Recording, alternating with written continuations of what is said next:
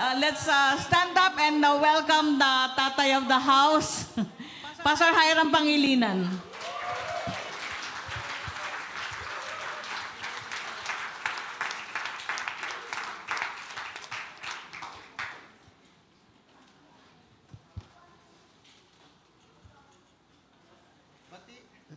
Hello. Batiin niyo yung katabi niyo, Happy Anniversary!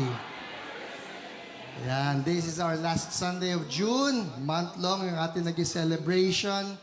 God has been so good. He's been so faithful. Sino na-bless doon sa video nung kasaysayan natin? Nakakatuwa, no? Papasalamat tayo kay Isa. Isa, tayo naman dyan. Kaway-kaway, nasan ka? Somewhere here. Okay, alright. At siya rin yung voice over nun, ha? Siya yun. Alright, may tinatago pala siya. Alright. Well, for the past few Sundays, we've been talking about increasing our faith. Pwede ba sabihin natin, Lord, increase our faith. Kailangan natin truly to increase our faith, that the Lord will increase our faith. Because I believe that God has so many assignments for us that have yet to be fulfilled, that we have yet to see come to fruition. So, nakalipas na mga linggo, we're talking about increasing our faith. The first is faith to win people. We need to be winning more people to the Lord. Amen. Ang dami-dami ng kailangan nating ipanalo kay Lord. And then we talked about faith to walk in love. Kailangan pa natin ng more love. Sabihin nga natin, more love, Lord. At for this Sunday, we will be talking about faith to work miracles. Faith to work miracles. And our text will be John in chapter 14, verses 11 to 14. Habang hinihintay ninyo yung passage, kanina yung mga testimonies, I was listening to the testimonies of some people that the Lord brought our way, napunta sila rito because they felt something. And of course, that something is the presence of the Lord. I am just humbled.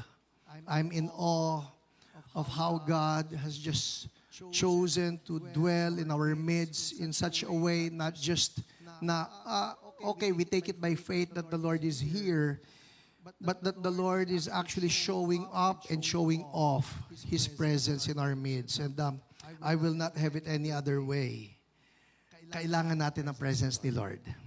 I've said this time and again, pag nawala ang presence ni Lord, ayawan na.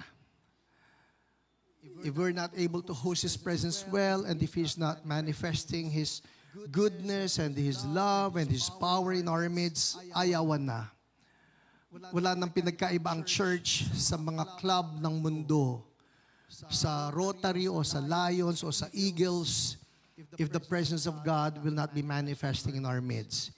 It is His presence that distinguishes the church from any other organization. Amen? All right, so John chapter 14, we start in verse 11. At si Jesus ang nagsasalita rito, ang sabi niya, "Believe me when I say that I am in the Father, and the Father is in me, or at least believe on the evidence of the works themselves. Very truly I tell you, whoever believes in me will do the works I have been doing, and they will do even greater things than these, because I am going to the Father. And I will do whatever you ask in my name, so that the Father may be glorified in the Son. You may ask me for anything in my name, and I will do it." Let us pray. Lord, salamat sa word ninyo. Salamat po sa presence ninyo. Salamat, Holy Spirit, that you're here once again to speak to each one of us. I pray that your word will be alive and active, and that your word will be sharper than any double-edged sword. Allow that your word will pierce through our hearts. Lord, speak to us in a powerful way. The glory will always be yours. In Jesus' name, everybody say, Amen. Amen. Well, I guess I don't have to amplify so much kung bakit lagi na lang natin pinag-uusapan dito sa church about healing, about miracles, about signs and wonders, by now you must know that it is that DNA of Church So Blessed that we are really trying to take good care of. We are nurturing that DNA. At sobra po yung pasasalamat ko kay Lord that He actually caused that this particular DNA be deposited into our hearts as a church. Ito rin yung DNA na nakikita natin hindi lang sa Mother Church, kung hindi sa ating mga daughter churches, that it is marked. Pag yan ay CSB, it believes in signs and wonders. Pag yan ay CSB, hindi lang sa they believe in signs and wonders, kundi we move in signs and wonders. The question that I want to answer for this day's message is this: why move in signs and wonders? Why move in miracles? Dito sa short passage that we read na si Jesus mismo nagsabi, He actually gave us some reasons on why we need to be doing this. Alright? Hindi ito yung, pwede namang wala yan eh. Well, actually, in a way, if we look at the bigger picture of the body of Christ, it would seem like pwede namang wala yan. Because truth be told, there are churches that may be existing without even highlighting the need for signs and wonders. There are churches that are existing that may not even be preaching about healings or miracles or deliverance. Pero ang tanong, kailangan ba ito? Ang sagot po, kung si Jesus ang tatanungin, oo, kailangan ito. So let's answer this question. Why the need to move in miracles? First answer is in verse 11. It says here, Jesus ang nagsasalita, believe me when I say that I am in the Father and the Father is in me. Or, ito yan eh, or at least believe on the evidence of the works themselves. So, according to Jesus, sabi niya, maniwala kayo. Pag sinabi ko, believe me when I say. Maniwala kayo pag sinabi ko, I am in the Father and the Father is in me. Now, the question is, did people believe Him when He said so? Unfortunately, not. Ang totoo, kaya nga siya napako sa krus eh. Because He is claiming to be the Son of God and yet people did not believe Him, or at least the religious people did not believe Him. So sabi ni Jesus, ganito na lang. Kung hindi kayo maniniwala dito sa sinasabi ko, at least believe on the evidence of the works themselves. Which leads us to the first answer, why we need to move in miracles. Number one, because miracles help people believe in Jesus.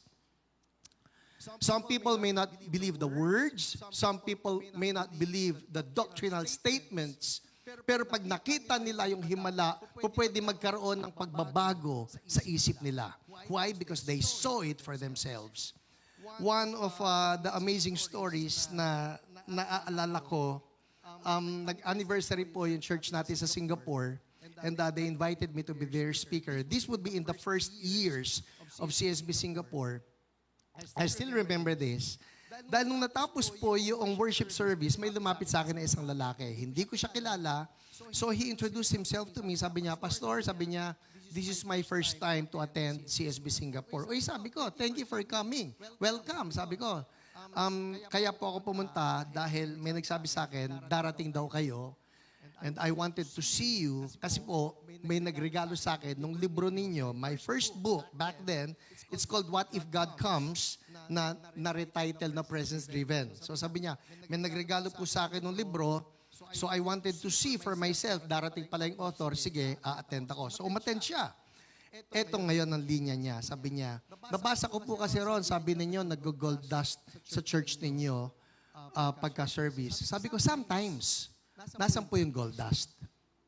Alright? Yun ang linyahan. Nasan po yung gold dust? Sabi ko, wow, demanding. Ha? And I still remember this. Ang sagot ko ganito, ano yan ha? Sabi ko, I said in the book that sometimes it happens that in the course of our worship service, na may lumilitaw na gold dust. Sabi niya, nasan nga po? Halika, sabi ko, maghanap tayo. And I remember bringing him to the front, doon sa stage ng church natin. Sabi ko, sabay tayong maghanap. Alright? Sabay tayong maghanap. Now, nangyayari po ito. Actually, up to now, it still happens that sometimes when I get to preach, may mga lumilitaw, speck there, a speck there. That day, nakaganyan ako, nagtitingin ako, sabi ko, sabay kami nagtitingin, biglang may ching, may gumanon. Of course, wala yung tunog, alright? Lumitaw lang na may kumislap. So sabi ko, ito yata. Sabi ko, tiningnan ko, para ibigay sa kanya, sabi ko, nung dinampot ko, sabi ko, akin na yung kamay mo. It was not a gold dust, it was not a speck, it was actually a diamond. Alright? Sabi ko, akin na yung kamay mo, nilagay ko sa kamay niya, pag ganyan niya, sabi niya, sabi ko, ayan, sabi ko, totoo nga. Ito na ngayon. Nagsabi siya sa akin, actually, pastor, sabi niya, I'm a seminarian and I'm studying to be a priest. Kaya ako nagpunta rito sa Singapore kasi meron kami yung time na ibibigay sa amin na sige, malaya muna kayo, lumabas kayo, taste the free world, kumbaga, and see if you still have that calling. Sabi niya, nakita ko ito, I think I would prefer to stay. Eto na. Yung buong maghapon na yon, he was right there in the church. He even attended the discipleship course that we were having sa CSB Singapore. What caused that whole thing for him to have a shift in his mind? Simple, he witnessed that wonder. Marami pong tao sa paligid natin who may not be convinced with our words, but because they see a miracle, pinagaling ni Lord, napalaya sa anumang demonyo, o kaya naman ay nakakita ng himala or experience the peace of God that passes all understanding. They experienced some miracle and because of that, they believed. It is sinasabi ni Jesus, or at least believe on the evidence of the works themselves. And that's why, number one, CSB, kinakailangan i-pursue natin tuloy-tuloy ang wonders. Amen? Sabihin mo yung katabi mo, kasali tayo ron. Here's another story. Nangyari po ito, I have a good friend na sabi niya, Pastor, meron kasi itong kaibigan ko namang ito, I won't name him anymore kasi live na tayo, sa 9 a.m. nabanggit ko yung pangalan niya. Yung kaibigan kong ito, he experienced deliverance for himself. No? He was having some bondages in his life, pero napalaya siya ni Lord wonderfully, gloriously. I still remember the time when I got to pray for him. Yung bibig po niya, I have never seen anything like it. Pero yung bibig niya, it formed the shape of a square. Talaga nagkwadrado yung buka na para bang binabanat towards the four corners yung bibig niya. It formed a square and he starts throwing up. Napalaya siya. It was a glorious deliverance that he experienced. At dahil doon, he starts witnessing to his relatives. One of them would be the tita. Sabi niya, tita, sabi niya, dalhin kita doon sa church na pwede ka ipag-pray doon. The tita was a sarado kandado. Locked and closed. Closed and locked. Alright? Sarado kandado. We all know what that means. At sabi ng tita, hindi ako pupunta dyan. Alam mo naman ako, hindi ako magpapakumberte, etc. etc. Tita, subukan nyo lang. Pumunta lang kayo ron. Cut the long story short, si tita sumama sa kanya. And so, she was telling me her reservations na sabi niya, Pastor, alam mo, I am of this particular religion. You can really convince me to convert. Sabi ko, this is not about you converting. This is about you experiencing what Jesus has for you. In short, sinabi niya, ganito, meron akong grabing fear. Grabe yung fear na nandito sa buhay ko, etc. etc. Sabi ko, subukan lang po natin si Jesus. Sabi mo yung katabi mo, subok lang. Alright? That's my approach. That is my approach to signs and wonders. That is my approach to moving in healings and miracles. Subok lang. After all, it's not us who will be doing the wonder. It is God. Ang papel natin, sumunod lang. Tama? Paulit-ulit ko sinasabi yan. Ang papel natin, sumunod lang. Tara, subukan natin ipag-pray. So, sabi ko sa kanya, subukan po natin. In short, sabi ko sa kanya, alright, ang tatawagan po natin is not my religion. Ang tatawagan natin si Jesus. So, mag-pray po tayo. First, you need to renounce. I-renounce ninyo yung fear na yan. So, she says, I guided her, Lord, patawarin mo ko. I have this fear. I renounce fear in Jesus' name. Amen. Short prayer. And then I said this, in the mighty name of Jesus, fear, you heard that. Kinonfess ka na, nirenounce ka na. I now burn you with the fire of God. I command you out in Jesus' name. When I said out, she jerked from her seat. Umigtad siyang ganyan and then may lumabas, sumuka, and that was it. Tingin siya sa pamangkin niya. Sabi niya, totoo nga. Sabi ko, totoo po, no? Totoo nga. Totoo ito.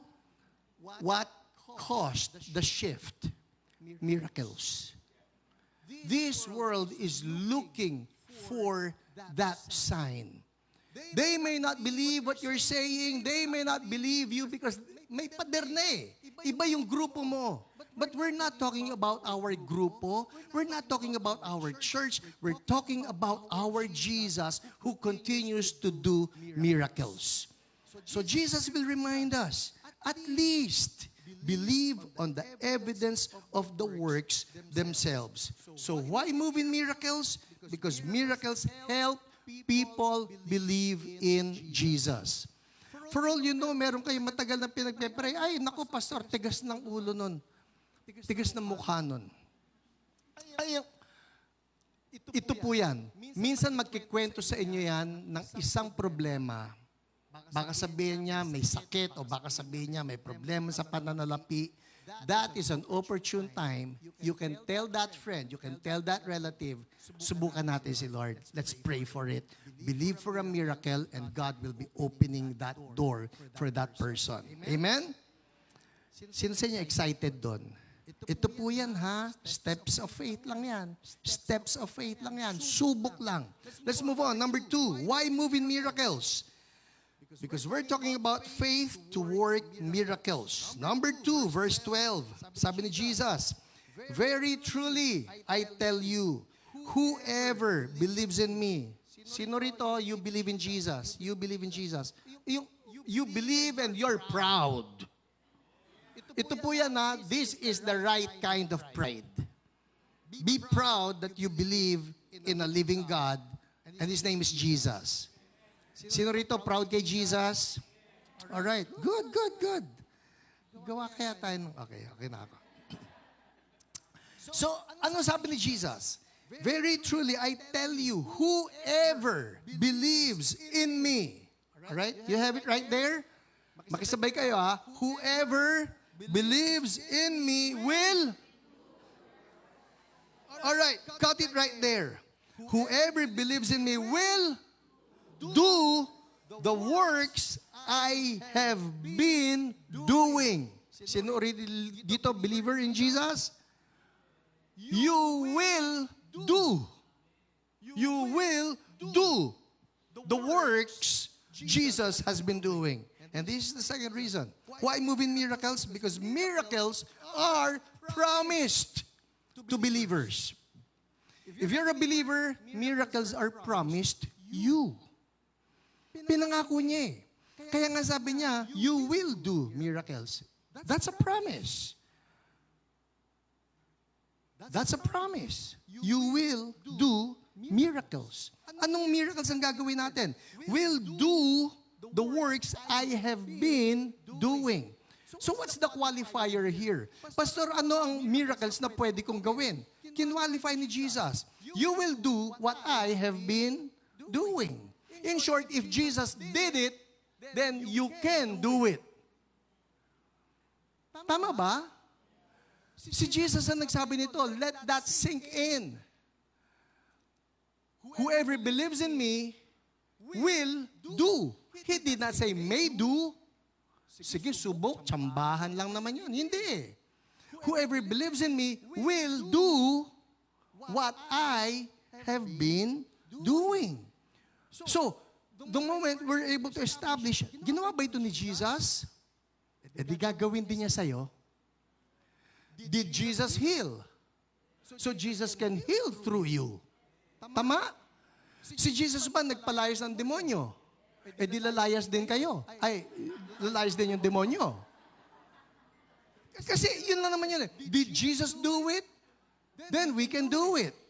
Because Jesus said, so very truly I tell you, you will do what I have been doing. So why move in miracles? Because He promised that to every believer. Everybody say promise. The problem is this. May promise na si Lord, ayaw nating angkinin. Nag-promise siya eh. You will do what I've been doing. Ito pa, si Jesus ba nagparami ng pagkain? So po pwede rin mangyari yon. Tama? Si Jesus ba nag-provide supernaturally? So pwede rin gawin ni Jesus yon. Tama? Ay nako, ang dami-dami kong kwento kung paano si Jesus ay naghihimala when it comes to providing supernaturally, when it comes to opening doors that will not open, when it comes to just allowing a dry ground to flow again with living water, kaya ni Lord eh. Kaya ni Lord eh. I had this opportunity na imbitahan sa IRIS School of Missions Level 2. For those of you who don't know what IRIS School of Missions is, that's the School of Missions nila Heidi Baker. Alright? So, one time, they actually came to me, yung leaders nitong IRIS School of Missions. Pinuntahan ako doon sa office sa Timog and they said, Pastor, we're inviting you, please teach in our School of Missions that we will be having in Micronesia.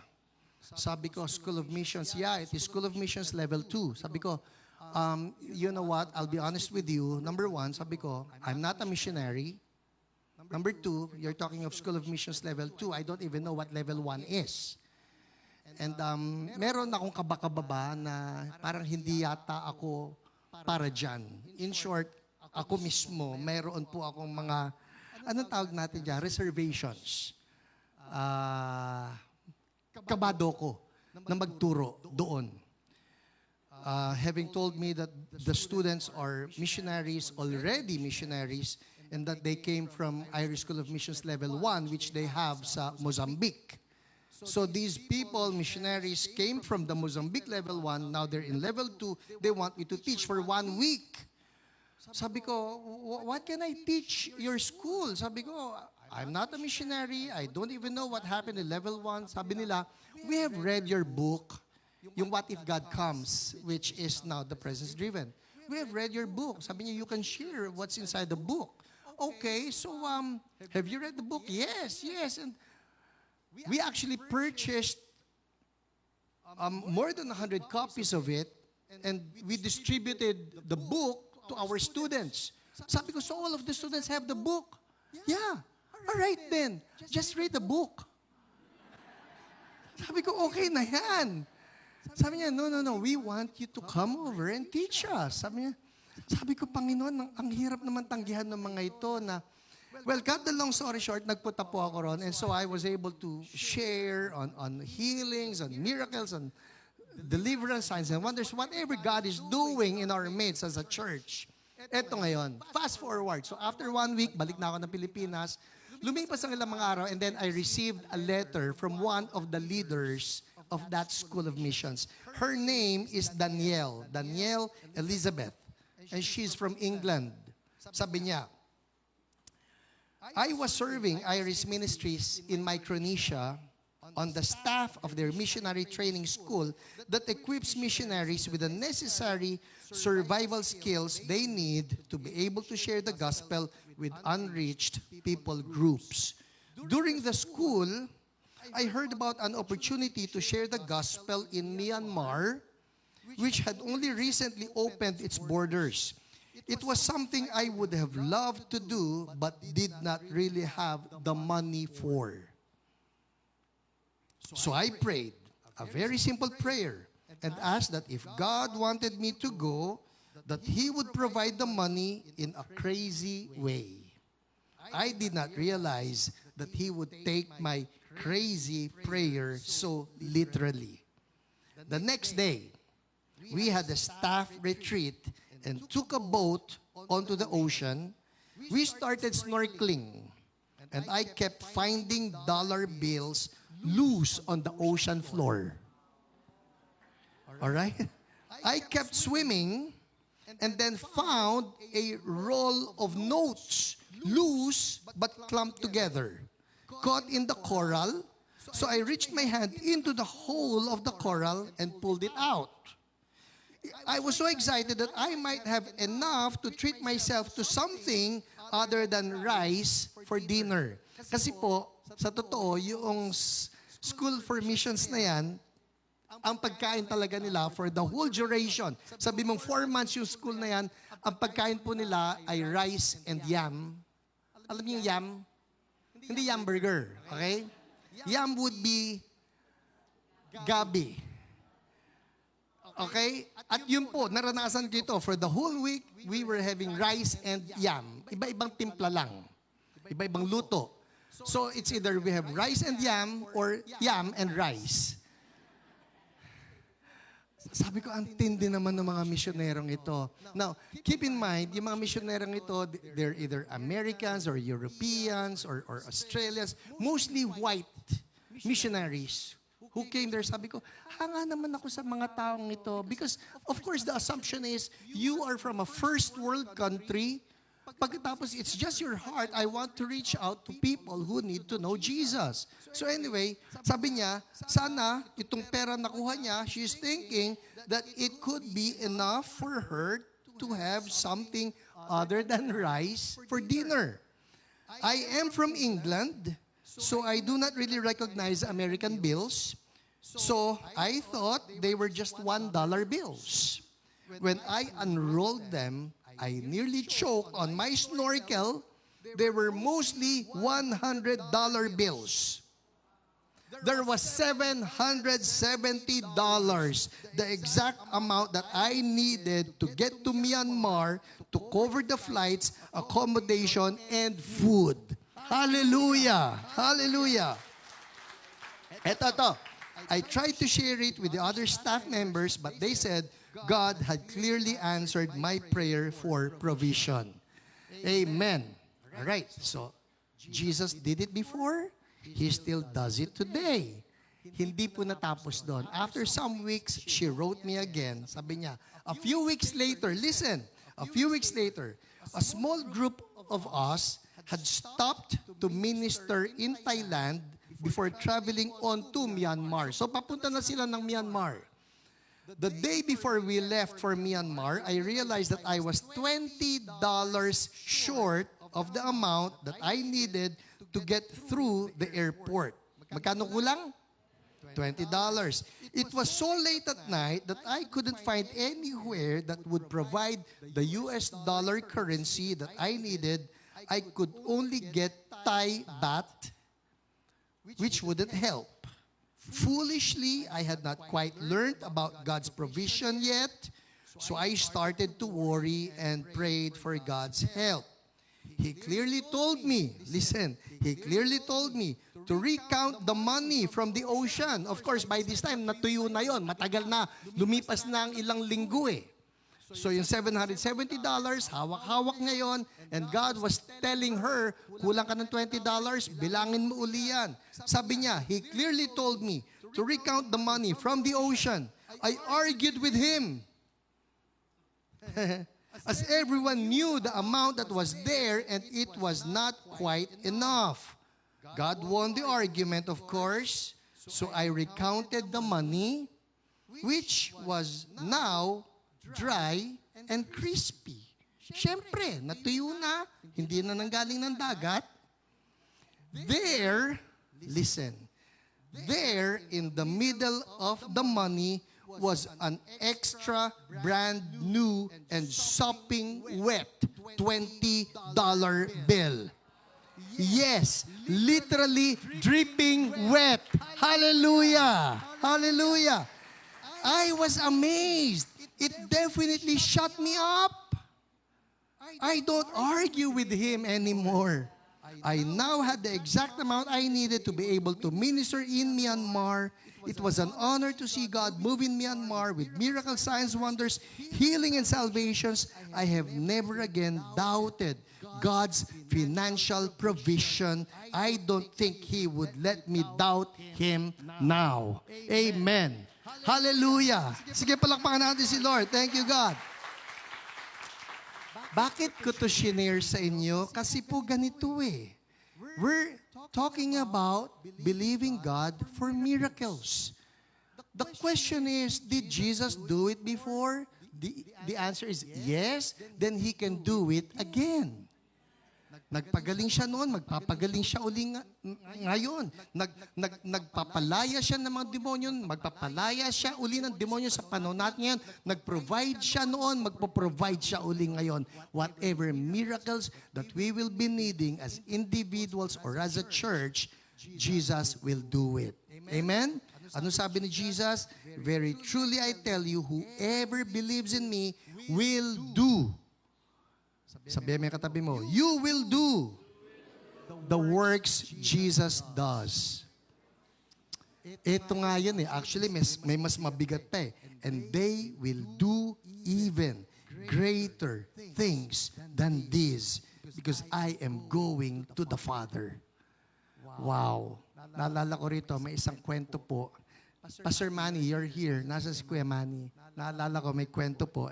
Miyembro ito sa Makati. Kung paano nagbibilang sila ng mga manok. Dressed chicken ito, dressed chicken. At para, syempre, ibibenta nila, kinakailangan bilangin. Pagkabilang, it was supposed to be, if I remember the facts correctly, dapat 100 itong chickens na ito. So binilang nila, nangyari, naging 110. Sabi sa dali, bakit 110? Mali yung bilang eh. Ulitin ninyo. So binilang uli yung chickens, hindi na siya naging 110, naging 120. Sandali, ano ba? Ulitin nga ninyo, tinuan nyo nga yung pagbibilang. Binilang uli, yung 120 naging 130. The point being, we have a God of miracles. Amen. Palakpakan natin si Lord. Thank you, God. Gusto ko sorpresahin ulit tayo ni Lord. Alright, number 3. Why believe in miracles? Sabi rito sa verse 13, sabi ni Jesus, and I will do whatever you ask in my name. Why move in miracles? Because, number 3, miracles are granted when we pray. Ano yung sinabi ni James? You do not have because you do not ask. Yung sinasabi ni Jesus dito, I will do whatever you what? Ask in my name. Ang tanong dito, nanghingi ba kayo? Kasi if you're not asking for it, ba't ako wala? Nanghingi ka ba? Did you involve God in that particular need? Tayo po, meron tayong tinatarget na needs, na Lord, we come to you. We need you. And that's number 3. Miracles are granted when we pray. Ngayon pong mga panahon na ito, magiging mas prayerful tayo. Sabihin mo yung katabi mo, kailangan natin mag-pray. Sino rito naniniwala kay Lord for a miracle? Whatever that miracle is, you as an individual, for your family, for your city, kahapon po pinagpe-pray ko Quezon City ha. Sabi ko, Lord, ito na yun. Lord, ito na yun. We need to be more prayerful. Why? Because Jesus promises, I will do whatever you ask in my name. Miracles are granted when we pray. So let it be said that we will be receiving more miracles because we will be more prayerful. More prayers, more miracles. I remember being invited by Gino Osmeña. Si Gino Osmeña po, siya yung nagpasimula nitong Jesus Reigns movement that it's been going on for many years now. And they've been doing Jesus Reigns every November 30 in all the provinces of the Philippines. Isipin niyo yun. In all the provinces of the Philippines. Gina is really a visionary. She envisioned anointing the entire Philippines with oil. Isipin nyo, paano mong i-anoint ang buong Pilipinas with oil? And so, the Lord gave her this wisdom. Ganito ang gawin mo, sumakay ka ng eroplano, it's a small plane. It's a small plane, na yung eroplanong yan, yung po pwede kang magbukas ng, bukas ang bintana o ano. Buksan mo nga yan. Basta, ang ginawa nila dyan, probably it was low flying.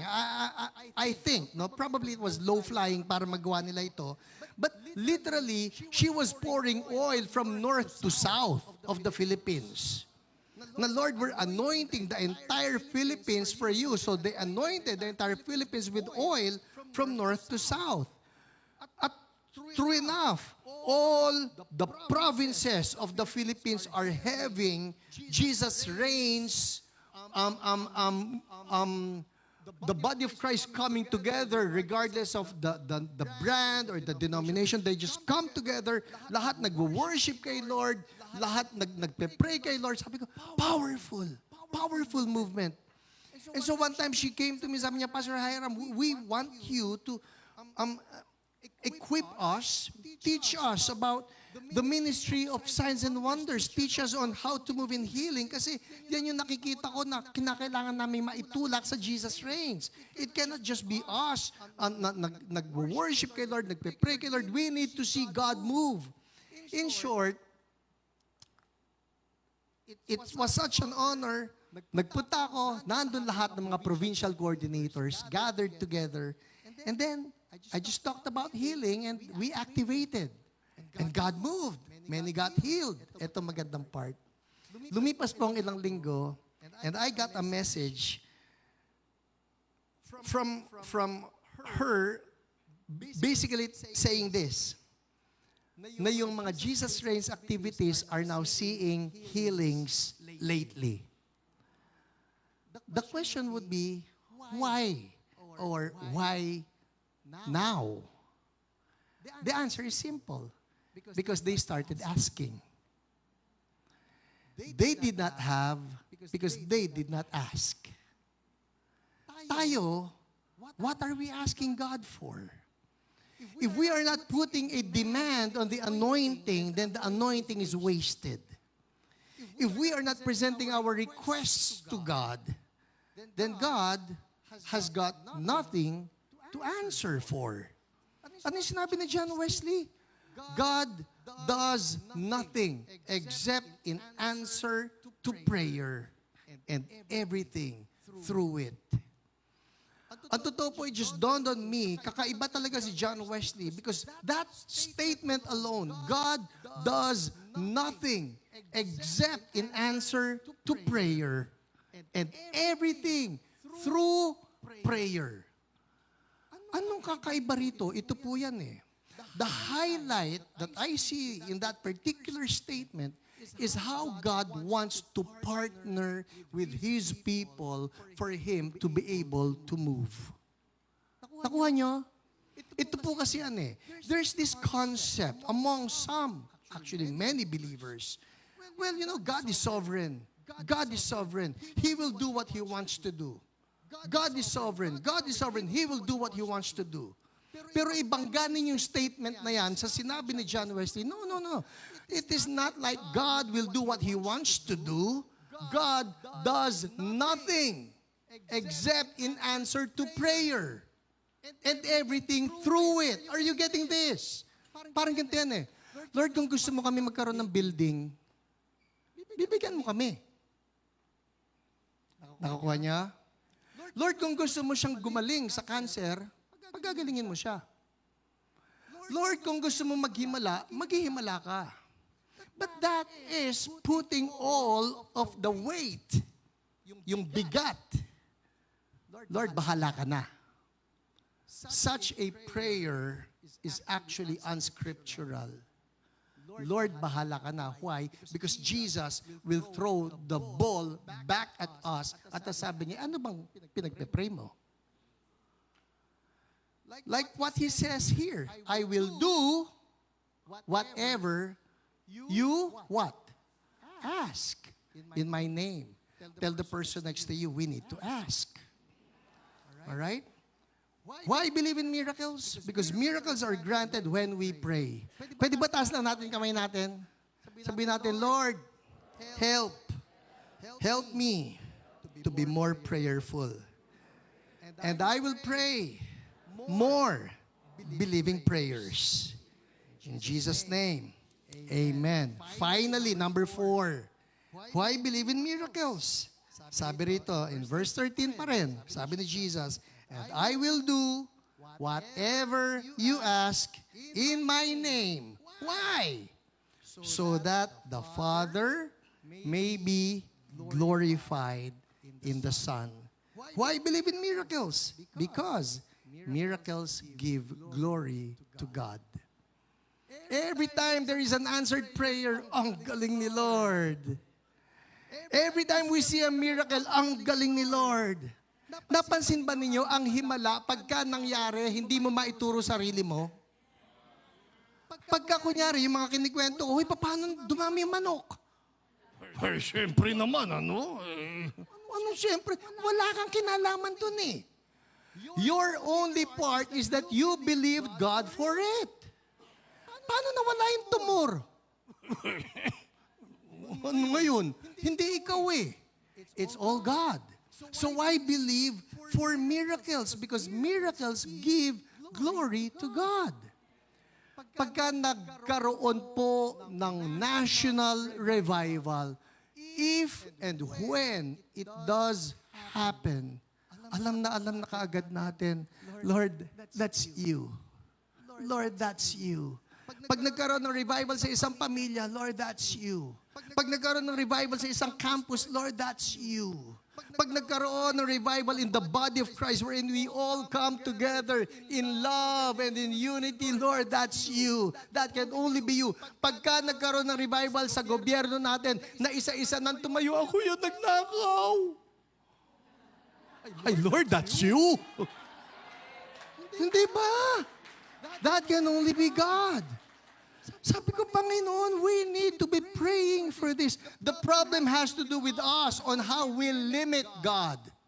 Paano siyang sasagot? Paano siyang sasagot?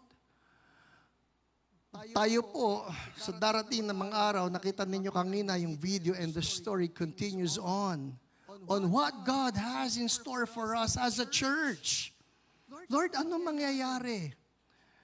It has to be something big. It has to be something great. It has to be something glorious in such a way that we know, Lord, hindi kami yun. That's just you answering our crazy prayers. Amen? Something that's just so big, we cannot point to anyone, not any person. Ay, matindi yung prayer ko eh. It's all God. Miracles will give glory to God. Amen? So, yan ang panawagan sa atin at yan ang challenge sa atin, more of these miracles. Let us pray. Lord, salamat po that you never change. You're always looking for some ways to amaze your people. And Lord, it is our prayer. Let it be miracle time again for us as a church. In Jesus' name, amen. Amen. Come on, let's give the Lord a clap of praise. Hallelujah.